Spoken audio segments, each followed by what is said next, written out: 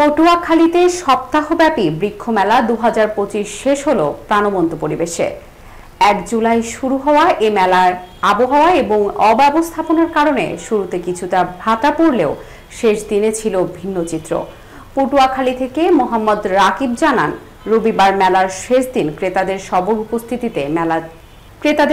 উপস্থিতিতে মেলা প্রাঙ্গণ জমজমাট হয়ে ওঠে। এতে হাসি ফোটে বিক্রেতাদের মুখেও। শেষ দিনের চমক ছিল বিভাগীয় বন কর্মকর্তা মোহাম্মদ শফিকুল ইসলাম ও তার স্ত্রীর উপস্থিতি। প্রায় 2 ঘন্টা মেলায় অবস্থান করেন তারা। এ সময় গাছ কেনার পাশাপাশি মেলায় আগত ক্রেতা ও বিক্রেতাদের সঙ্গে কথা বলেন এবং গাছ কেনার প্রতি সকলকে উৎসাহিত করেন। তার উপস্থিতি মেলায় ভিন্ন মাত্রা যোগ করে। শেষ দিনে ভালো বেচাকেনা হওয়ায় বিক্রেতারা সন্তুষ্টি প্রকাশ করেন এবং নিয়মিত এ ধরনের মেলার আয়োজনের দাবি জানান।